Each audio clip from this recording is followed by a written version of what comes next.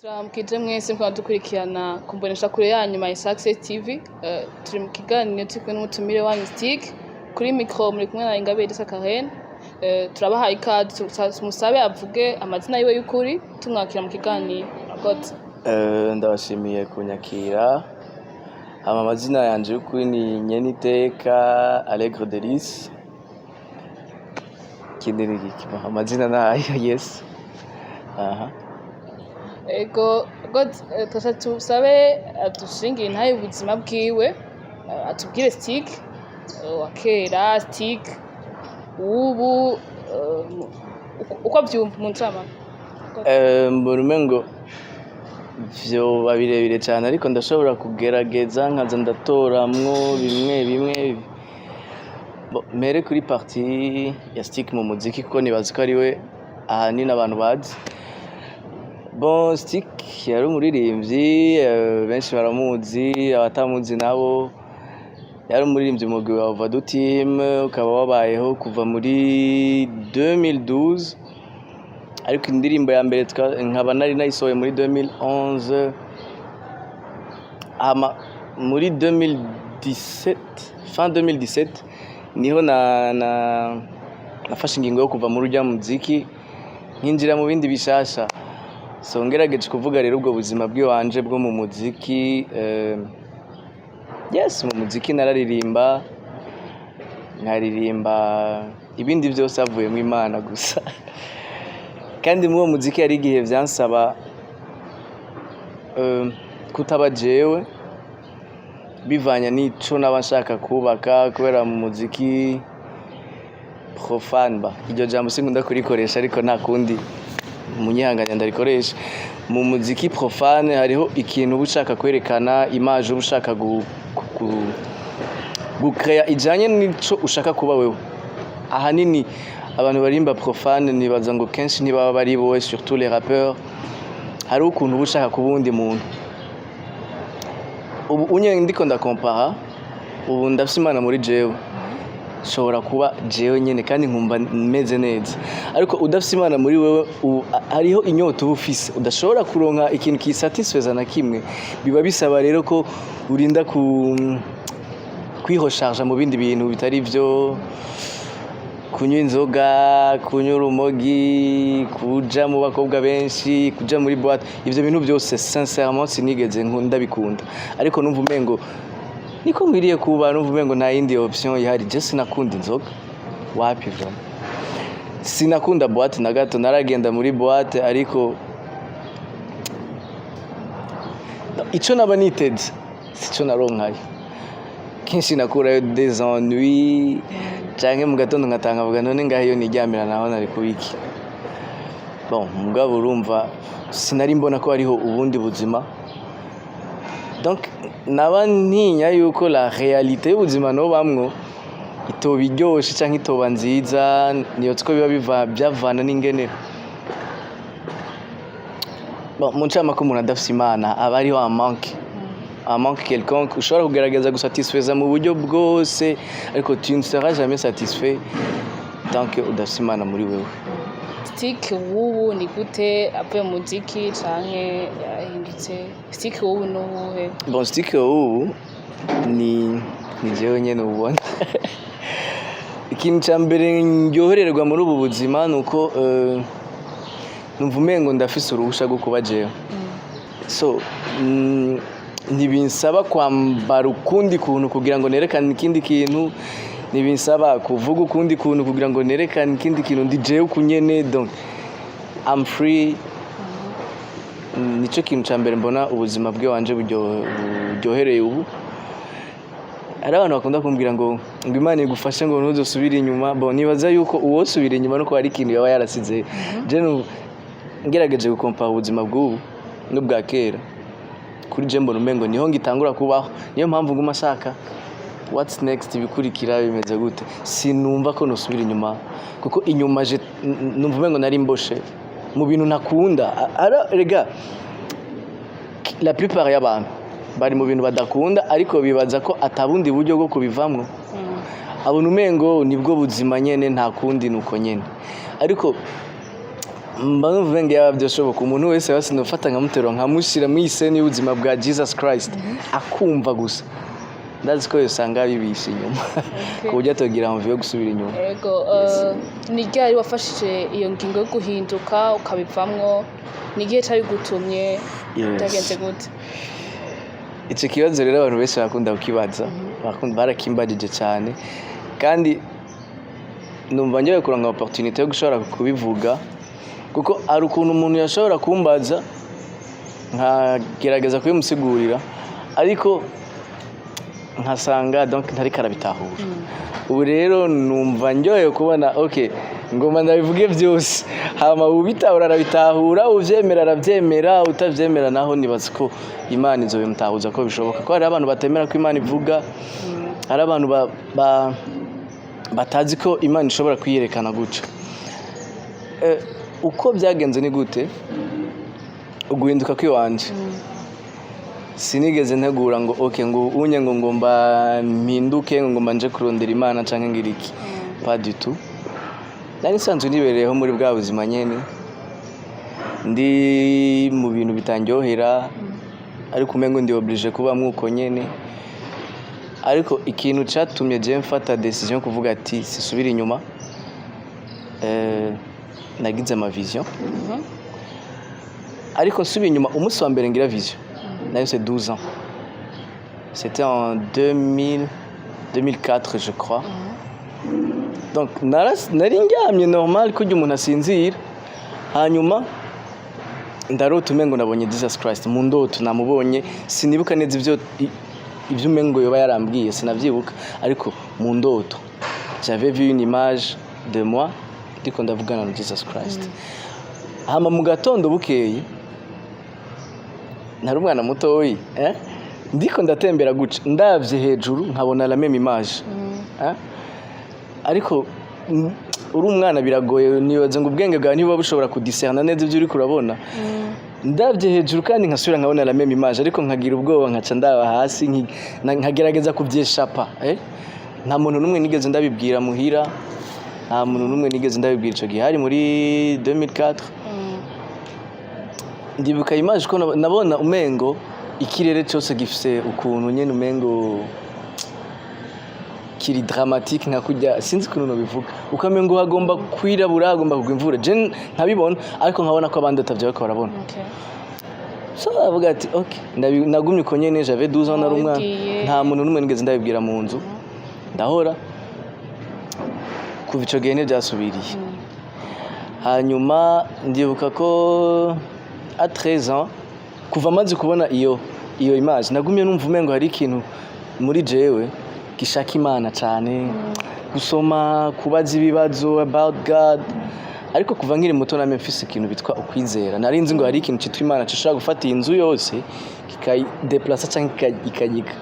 sans toutefois kumenya ngo Imana ifonctiona guca mugabo nari nzi ko atanu umuntu numwe arinze kubimbwira cyangwa binyigisha naravyumva muri jewe après ça natangiye kugira iyo nyota yo kurondera iki ndibuka ko naguze aka Bible gato kera j'avais 13 ans niga 7e nguze aka Bible gato haza ndasoma mumengo na kimwe numva ariko bimwe nkasulinya iki sinzi ukuntu nanje nari ndabibayemo ariko numva umengo this life iraryoshe sinari mfise envie yo kuja kuri television sinari mfise envie kindi kintu na kimwe nari namaze wamengo nabaye déconnecté du monde réel ndiko ninjira cyane mu Mana so mes parents barabibona babona ko il y a un changement quelconque ama papa wanje acafata ka Bible arakantwara ndakarondera nari nagashize ndakabura kubera we yavuga ibintu by'abakizwa biko biramuhindura agomba mere ukuntu ndazi ka Bible acaragatwara agatwaye kuva uwo munsi mba déconnecté n'Imana niwo munsi natanguye kunywa itabi gukora uburara bwose ububandi bwose ego à 13 ans donc nari mbuze muri je nari mbuze ikintu gituma mba umuntu normal ko nakemba igikoko je pense que j'ai vraiment été bon j'en ai fait trop naranyoye stupéfiant byinshi kugwana bitari donc ubuzima bw'umuntu nyene umengo naca gishaka yeah. C'était avant qu'on nja mu muziki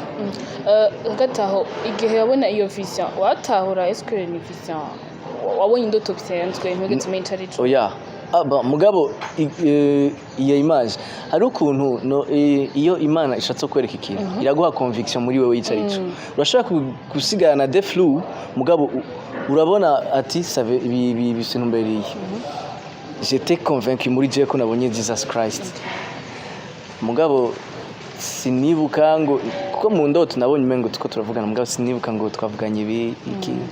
yeah okay après ico gihe bongera sinomara imyaka yose ngo nsimbira muri step imaze kuja mu muziki nagiye mu muziki 2011 non 2012 ari ikintu cyabaye muri life y'uwanje bon ndibuka ko ibintu byose nabamwo nama numva ko wa muntu nabona muri ya vision turi kumwe kwa kila rive nari nzi exactement nta na kimwe nshobora kuba nari ndabyumva muri jewe muri 2012 ari ikintu cyabaye kabisa kirambulversa cyane ngasishaka kivuga kirambulversa cyane ibuka rero y'amana yanje imwe yansanga mu ndoto ndavuga okay ubu rero nshaka kuronka certitude kuri kumwe nanje nari maze 3 jours meze nabi kubera ico kintu ariko après numva meze neza muri 2012 niho naciye mfata decision yo kwakira Yesu umwami n'umukiza abantu bazingo ngijijwe no munsi sidakijijwe no munsi byabaye muri 2012 hanyuma ndagenda gusenga muri 2012 akigiza bigenze gute uri hehe habaye iki ni kubera nakubwiye ati nari ico kintu cyari cyambaye voilà hama comme ndiko ndasenga nyene mugabo kujya kuntu ushobora kuvuga ati ngo mangira ga prière en l'air utari convaincu kuko hari ibintu ushobora kuba mukabona umengo warabaye kure y'Imana cyane ku buryo tuvuga ikintu na kimwe ngo ikumve hama mpfa kubivuga ko nyene numva la voix indani muri jewe ariko nshaka kumva ijwi riri so deep kambwira ngo nivyo navyo nzobikora ndavuga sawa niho naciye mfata iyo decision rero ndagenda ndatura ndakira Yesu umwami n'umukiza dimanche kurikira weekend kurikira uwo mu mama yanyatuje anyakije Yesu umwami n'umukiza yarambwiye ati ushaka gusenga rero je nsengera muri El Shaddai hari undi mu jeune abangaha sengera muri Bethany Holy Church je n'undi asengera muri Vineyard arambwira ati wewe genda usenga Imana ubwira Imana izokorienta huje sinshaka kuko exige ngo uje gusenga ubwira Imana izokorienta huje nanje sinari gusenga je navuga ijambo rimwe kandi riri sincère kandi nibaza ko ubu niho nageze kubitahura il faut être sincère avec Dieu Dieu n'a pas besoin kuvuga amajambo menshi il sait ce que ikiri mu mutima gusumba amajambo uvuga ndavuga Mana nkene je unyorienta aho nzoja gusenga iyo dimanche ndahaguruka mpagurutse mvuye muhira ndagenda nsanga wa mama yamaze kuja mu gusenga nsanga wa mujene wo muri Vineyard nawe ntaragenda wa wundi nawe asenga muri Bethany Holy Church numva muri je nshatse kujana nawe sans qu'il y ait ikintu na kimwe kinhoriya nawe iki nashatse kujana nawe ndamubwira tugenda nje kuraba iwanyu ca tujana n'uwo mujene wundi ca tugenda muri Bethany Holy Church shitse muri Bethany just narinjiye ndagira nka 2 pas numva ya voice kandi irambwiye ngo sinzosubira je ne vais jamais reculer sinzosubira inyuma navyeme nta muntu numwe ashaka kubibwira kuko ariho ibintu ushobora kuvuga umuntu akura avyingene umeze yavuga wewe wasaze en plus bari bazijya mu type yinyera kamogi yoba yasaze hanyuma nkagenda muri church kubera uwo munsi naragenda muri church ariko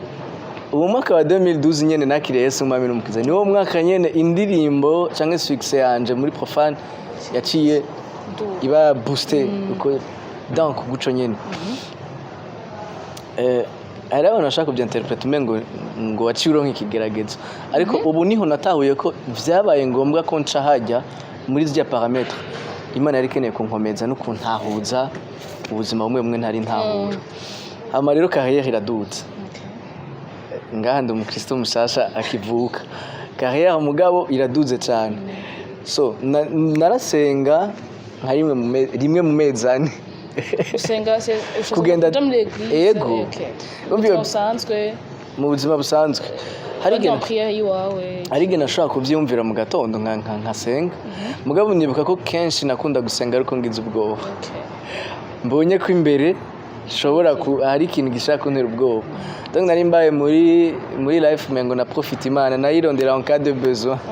Ariko Imana ni nziza kuko irakwakira uko nyene umeze. Iragusupport uko nyene umeze mu ngorane zawe. Hanyuma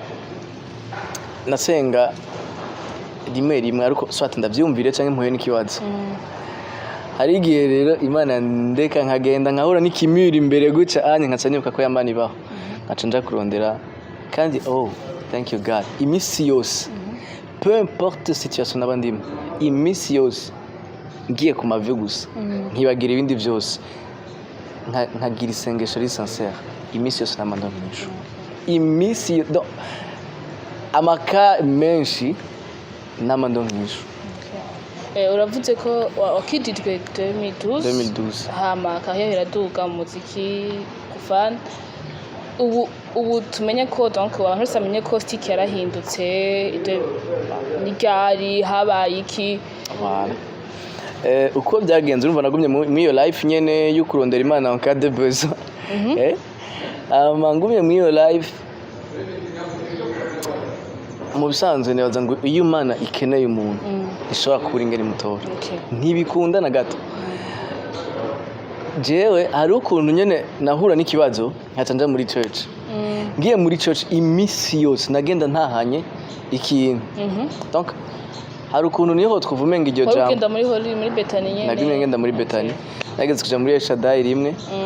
Nta yindi church ndasengeramo atari Betani. Muri El Shaddai nagiye rimwe no muri Oasis nabanze kujayo rimwe. Yego. Kandi bon hose urumva Imana iri hose. Imana iri hose. Gusa muri Betani sinzi ukuntu naho numva ari muhira cyane gusumba ahandi. Kandi sinigeze numva iyo besoin yo kunugira ngo mba ndondere ahandi iki. Numva ndisaho uko biri kose. Uko naza ndagenda rero niko nakira ikintu kinyegereza ku Mana buke nanje ntanabibona ko ndiko ndegera Imana nibaza ngo je maîtrise la situation sawa nzosubira Imana ndayikeneye ariko Imana yari sukuntu iri kiranzana buke hama nibaza changement uko yagiye iraba amplifier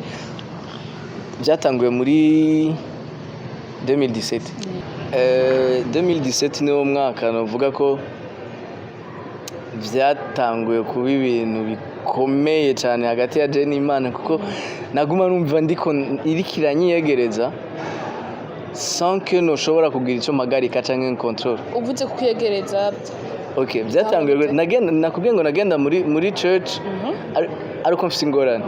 kandi nkaronka inyishu ariko je nabona umengo natahanye inyishu ariko naba natahanye ikindi kintu kintuma nzogaruka kandi kuri eglise wacu twarasenga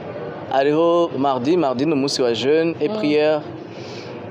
kuva 9h gushika 18h umva bivana n'ama activité yiwawe ushoboye kwilibera no munsi wose wa jeûne. Vendredi ni louange na adoration. Je rero comme nari nahejeje ishuri nari mfise umwanya munini Shetani yaca ntwara mu byashaka ariko uwo mwanya rero ntangura kuza ndawiyokipa mu Mana numva utaranahinduka yego naragize natangiye kuza ndagira jeune iyo mardi donc nkavuga reka ibi bintu basi ndabe ko numva umengo basi nkora akantu gato yikoryohera Imana numva umutima wanje ushaka ko nogira ikintu gitoyi basi na kimwe cyoshobora kuryohera Imana so ndavuga ati iyo mardi ko ndi libre nzoza ndagenda ntacyo bizo kwica mu yindi misi ingahe yose nzokora ivyo nshaka naragenda bien sûr nibaza ko niyo mardi nabikoze nka gatatu numva muri jewe shaka ku munsi ndoze ndafata 2 nayo se bibi mu kiringo kingana gute misi sinibuka neza ariko mugabo byabaye consecutive nibaza ko noba narasivye nk'isomeni imwe canke zibiri numva muri jewe nshatse gusoma bible kandi bimwe vya kera nayo se wa mama yanyakiriza Yesu umwami n'umukiza yanyatuza yari yaramaye bible iyo myaka yose sinigeze ndayisoma papa ntigeze gusubiza yindi oya yarayisubije ca ndayigurisha Wewe gushoboka kifise inyota canke kubera nari maze kuva mu mana nari maze kuja kure donc nari nkeneye mani amahera y'ibyo nshaka narayigurishije bakoze kunyibutsa naje nariuka story yayo ama rero ko yari yaramaze kumpi iyo bible mama ntigeze nsoma ndayibuka ya bible nari narayibitse ndayitora ntangura kuza ndafeta nzunguruka cyafata decision ko ku munsi nzoba mfise amasaha abiri yo gusoma ijambo ry'Imana no gusenga every day kuko nta kindi kintu narinse nkora kwari ukuvyuka nkaja kwicara ahantu tukanyura urumogi tukanywa inzoga tukayaga uburofa transformation kurahinduka warukinywa urumogi yego nari nkinywa urumogi byose nari nk'ibifata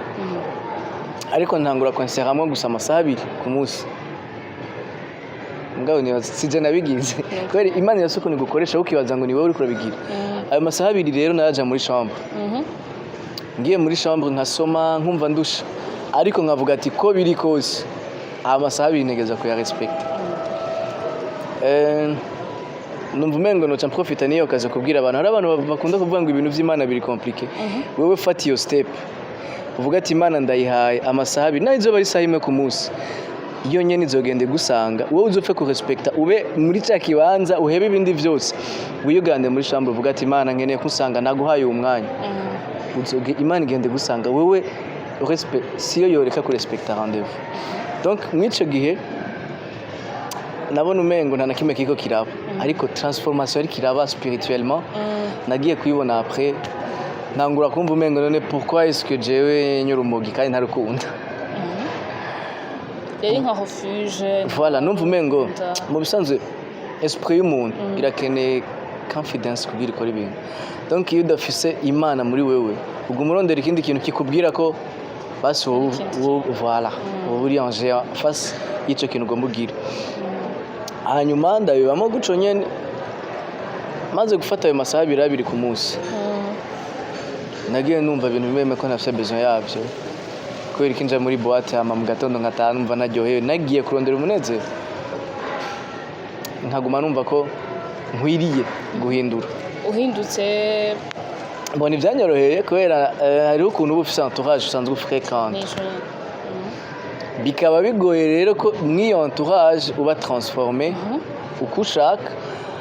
kuko ntibyari byoroshe nyene nuko guhinduka hari bagikora umukozi w'Imana jamais nta muntu n'umwe twigeze tuvugana donc ukuntu nari mbayeho nari nziti vyose birashobora guhara ya mana yo muri 2014 irahari tu ko biri hapana 2014 ndihenze yo muri 2012 irahari naho no byoba vyanse nabuze ingere ndabigenza nari maze kumenya ati isufike fukama gusa nkayihamagara ntigera imbesha ntigera imanka bakondera wari ufise nk'umupfumu wawe voilà nkako akunda abantu bago t'imagine ko nashaka no gusengera concert yiwanje kandi nzi ko ndi muri profane mugabo naba numva ko urukundo Imana inkunda rurarengeye ivyo nashobora gukora byose c'est pourquoi nashaka no kuba ukagukora ibintu byinshi mengo umwanya umwe naragira ubwoba mugabo wamengo muri jewe y'Imana ikindemesha ko wamengo turi kumwe mu vyari byo byose ukomba kose ushobora kumpeba amamaze gutangura kuba transformé guco rero byaransabye ko ni deconnecta n'abantu bamwe kuko naje ndagenda gusenga ngarutse nkumva simfise envie yo kuja hahantu ariko babantu nabo bakaba batakubonye baribaza ivyo urimwo bakaza kukuraba bikaca bingora ingene njera iyo situation maze kumva rero ari ukuntu bigenda biraryoha kuba mu Mana kwa ndafata decision okay sinzosubira kuja kwicara hano twicara tugahura twese tukakonsoma ibyo dukonsoma fata decision ko ntazosubirayo maze gufata iyo decision ndavansa mu Mana ariko hari ukuntu nari nkinywa itabi inzoga nari narazihevye rumogi nari naruhevye nasigaye nywa itabi j'étais complètement lié itabi ryari ryarandongoye vraiment donc sinabona ingene nshobora guheba itabi ndavuga mana none jewe ok bon subiye inyuma hari ibintu nagiye ndibagira mugabo ko bije reka ndabivuge harageze igihe ryajwi rirambwira ko Imana yandemeye kugira inkoresha wumva ijwi rikubwira yes ndi nko muri prière apana no kuvuga ngo ndafashe time ya meditation niyumvire what God has to say ariko nkiriko ndanavuga guca acha numva la voix en moi ok nari nzi ko umunsi ntazi bizotegeza gushika so mvumengo cyashaka kubwira abantu ne jugez pas uwo muntu ubona ntuzi ingene ameze n'ico Imana yateguye kuri life yiwe donc ubu unye nize gukunda umuntu no kugerageza kumusupport uko ari kose kuko ejo ashobora kuba transforma akaba ikindi kintu muri uko guhinduka kwawe nize hengorane wahuye nazo entourage kankiki wahuye n'iki yes problème nahuye nazo nuko byangoye kwideconnecta n'abo bantu ca mbere na mbere ntagiye baraza mugabo ndikonda baje sinibuka ingene na managing situation ariko sinigera ndeka kuja gusenga ntanarimo ahubwo ati ok jewe nzogenda ndabinyo nimba ndabinyo ariko nzoja muri church kandi ikindi kintu camfashije muri eglise sinigeze ninyegeze narava muri eglise nkagura itabi nkagenda iyo uri kuri inyegeze uri kurakuvura icyaha muri wewe avuga umuntu azoza umuntu azoza kumbwira kuko hari abantu baza kujija umuntu mba numva umengo muri church inguko uri kose parce que nibyo na Jesus yavuze so narava muri church nkanywa itabi nkagenda navuga ati umuntu azoza kumbwira naye nateguye n'inyishu zombwira navuga ati sawa mukozi w'Imana ndamika kibiganza ceme bitabi utabishoboye naho reka Yesu akore niyo nyishu nari naramaze guplaninga ko nzo umuntu donc sinumva le besoin kwinyegeza Imana iranze warahindutse muhira byagenze gute bavyakire gute apageze kunyegeza Bible yawe ubu bimeze gute umaze guhinduka shaka kwanza tugende ingene vyagiye biraba kugira ngo mpinduke maze kwinjira mu Mana cyane donc harageze igihe kuri church bavuga ati tugomba dukore jeune y'imisi indwi jeune prière 7 jours Imana yavuze ngo hari abantu ikeneye kuvugana nabo numva muri jewe envie yo kuja mu ico kintu ariko numva umengo nabyo noshobora c'était un certain vendredi numva vendredi yo kuja muri boîte yari maze kuba muri louange na adoration hanyuma ndavuga man ndashaka kuza ariko sinumva ko nzobishobora ariko wowe urabishoboye so nimba ushaka rero uzoshoboza dimanche ndasubira ndaza barabivuga kandi ndasenga Imana ndayibwira j'ai toujours été sincère avec Dieu kandi umuntu wese nibyiza ko aba sincère Imana ntushobora kuyifrapa cyangwa uyimpressionner ibizi ndani mu mutima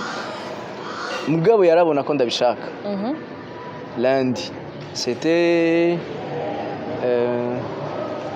hari muri octobre washimengo hari le 6 octobre lundi ndinjira muri church nkicinjira ndiko ndatambuka nyene ndiko ndasenga buke ryaje kandi rirambwira ngo uzombona inshuro indwi winjiye muri church ya sindatangura no gusenga donc nukuntu navyumva brusquement guco nyene nta nabirondeye iki wavyakira donc wumvise iryo jwi wakiriki wamenya ni Imana ivutse confidence numva nishi donc nabanzi ko ari Imana ivutse numva ni ama interpreta gute bon nibaza ko uko kuntu byatumye mba isolé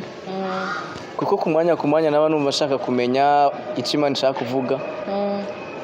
byanteye n'inyota yo gusenga cyane bikatuma ntashaka kuvugana n'abantu kuko abantu sinagushaka kubibasigurira ngo bavyumve hanyuma lundi ya mbere nagize vision uwo munsi nyene donc twarasenze turasenga tumaze nka 5 minutes uko turasenga twagize cercle nari nuga amaso guca I saw Jesus Christ ariko arakora ku muntu wari we wese muri iyo cercle twagize jewe anshikiriye arankorako I was like that hama numva iminsi indwi nisubiye kuntera ubwoba kandi numva umengo naho bokongera iyindi minsi indwi numva umengo sinzi ikintu cambaye muri jewe gituma ya minsi indwi itakinteye ubwoba yari day ya mbere umunsi wa kabiri ndasubira ndagaruka muri church byaba ntanguye nko gusenga haheze nk'iminota nk'itanu tuko turasenga kujya kuntu mwese muba muriko murasenga je nugaye amaso hari ibintu nashaka kubona abandi bataba bariko barabona umunsi wa kabiri niyo yari donc vision wabona ibintu yego umunsi wa kabiri ndabona Jesus Christ ariko aramanuka ingazi ndende cyane amanda hari nk'ikintu c'igicu gifutse ngaha nabona ku maguru gusa ndabona yego ya ma cicatrice ku maguru ariko aramanuka c'était pour me convaincre ko ari Jesus Christ aramanuka nguma senga after mbona hasi agneau blanc cyane hari na cercle yaka nk'izuba donc numva ryaje irambwiye ngo saba icyo ushaka cyose namanukanye no kuguhinyisha sinibuka ibyo nasabye ko ndibuka ko nasenze non stop n'abantu bari around me baravuga ati habaye iki mugani wazi ko atanumwe yarashobora kumenya ibiriko biraba iki gusa barabonye ati wa muntu yahora aza muri church no munsi yafaditse kuko muri eglise harimo abantu benshi bari bazi tujya n'umusanini stick iki barabona ibintu biriko biraba wari umunsi wa kabiri umunsi wa gatatu nibagiye gupreciser ikintu kimwe iminsi yose avant ko mbona vision nabanza kubona intebe y'Imana le Dieu Père mugabo je ne pouvais pas voir hariho une lumière ikomeye cyane ku buryo utoshobora gufixa guca ngo ugumure aho donc nategeza kubesa ndiko ndabivuga mugabo aho nabanugaye amaso sinzi ngene ndoshobora kubisigura nategeza kubesa kuga ku buryo ntaguma fixa ama nkaca mbona Jesus Christ rero nibikurikira umunsi wa gatatu nabanje kubona ya ntebe Imana kandi hanyuma mbona lion très géant très furieux iriruka cyane avec des grondements za lion nyene nabanugaye amaso bien sûr urumva hari umwanya natangura kuvuga nkaca mbona ibyo binaca mpora sinasubira gusenga nabandi nkuko ndiko ndaba movie nkaca mbanza nkahora nkarabiyo biriko biraja n'ingene biriko biragenda hama le lion iraza after nca mbona ndi mu mahoshe hano mu misozi mpagaze ku misozi ya lion iri à droite numva ryajwi rirambwiye ngo nzobana nawe gushika ku iherezo ry'ubuzima bw'iwawe umva ngaho hari ikintu gica kiba muri wewe nyene sineyoka ko naciye ntera induru cyane mugabo abari muri church barabona ko hari ikintu kiko kiraba quand même umunsi wa kane nabonye ya lion kandi iri kuri podium nyene au milieu très exactement au milieu podium ya église ya église exactement iri au milieu donc hari ukuntu muri je nabona ni hagati na hagati nyene ama numva ijwi rirambwiye kandi ngo umuntu wese azohagarara ngaha atari mukuri uzomubona ari mukuri naho uzomubona iyo yari day ya kane umunsi wa gatanu ndibuka ko nanyagiwe imvura mugabo nari numva ko nta kintu na kimwe cyoshobora kuba kimbuze kuja kuri ya rendez-vous y'Imana imvura tumenyere twese haraguye imvura nyinshi apana bukebuke imvura nyinshi ndafata bible ndayishira ngaha ukungene nashoboye ari ikindi kintu nari nibagiye comme nari nyitabi nari yumvira turashobora guhura n'umuntu akampropose itabi ntarose n'umwanya wo kubyumvira nkasanga najyakiriye mugabo nari hebye nari ko atanyota yitabi mfise ama cyafata decision kuza ndatwara bible antuko umuntu yo guhita ufise bible biragoye donc gutwara bible yabaye protection yiwanje contre amatake yose kandi ça m'a protégé kabisa so uwo munsi rero naraguye imvura mse ya bible ndayishira muri veste nari nambaye guca ndagenda imvura nyinshi kabisa nase muri church natose ariko ndumva cette fierté ndumva wow ndaryohewe ko ntasivye umunsi wa gatanu cyangwa wa gatandatu wa gatandatu yego sinagiye kuri church kubera samedi twagenda après midi niriwe muhira ndiko ndakora kubera nari namaze donc bari wambajije muhira ngo byari bimeze gute bari bamaze kubona ko ubundi umuntu ashaka amana kubera narakora ibintu ntibyari ibintu nk'isoni gufasha mama gufasha petite sœur iki uwo munsi twiriwe turamesa je na petite sœur hanyuma mbona umengo nta na kimwe cabaye mugabo twatangiye kumesa 10h gushika 15h ntarumva ko ndushe numva umengo azana ibindi umunsi w'indwi habaye ikindi kintu kimatushe cyane nagiye muri church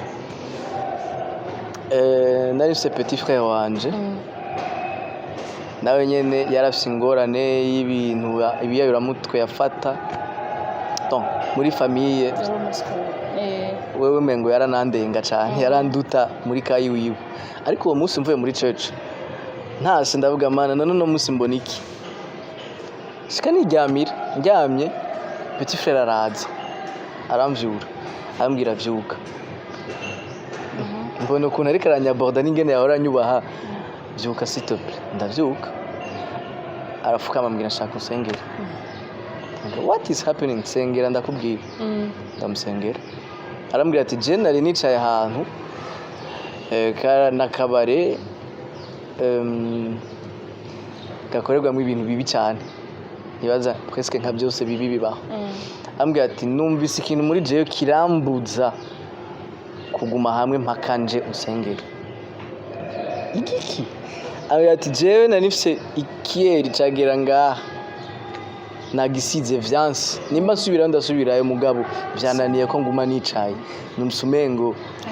ari ikintu kiko kirampusa daga okay ndasenga iyo niyo misi indwi ko byagenze byabaye guco inyuma y'iyo misi indwi sinashaka gusubira inyuma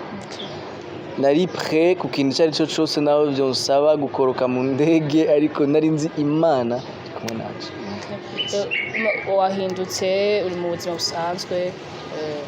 bakwakiriye gute muhira surtout ako bakungenda bamuhira bari bamaze kubona umengo ndibuka ko mama yigeze kumbwira ngo ubu rero ngo uvuye muri bya bindi ngo uhise nk'ibyo mama yabona umengo n'indi strategie mfashe yo kubaho maybe guca inoti sinzi ukuntu yarabibona ariko after maze kubandanya iyo misi iheze indwi haciye haheze nka 2 semaines twaciye tuja muri jeune ya 40 jours kuri église tugiye muri jeune ya 40 jours nari maze kumva nta na kimwe kidashoboka even 40 jours zoshoboka Imana ibishatse ko ndazibamo mugabo nkumva umengo hari akandi kantu kambwira gutinya ukuntu kwaje ariko nari ndi muri chambre guca nicaye numva ya voice mbye ngo tora urupapuro n'ikaramu ndatora urupapuro n'ikaramu amazina kaguma nzamo mu mutwe nandika harimo amazina y'abantu nzi n'abantu ntazi ndayandika yose hanyuma ijwi irambwira ati aba n'abantu dusengera pendant 40 jours donc numva ko byari abantu harimo abagenzi bawe harimo famille yawe harimo family wanje harimo ayego abagenzi barimwo harimo n'abandi bantu ntazi amazina numva nzamo uko nyene mugabo nabikurikije uko nyene ndasenga pendant 40 jours maze kugenda muri jeune ya 40 jours rero aba petite sœur banje nabo baca barakizwa batangura kuza baraza mu mara donc muhira voilà mama rero donc ntiyarabona iyo biriko biraja ugati none ariko abajana kubera sinari umuntu novuga ngo de confiance cyane muhira ntibari nari imprévisible no sinashaka kuba ameze uku ejo nkaba ameze uku donc byari bitahurika ko mama atamenya ati ibi bintu nivyo canke sivyo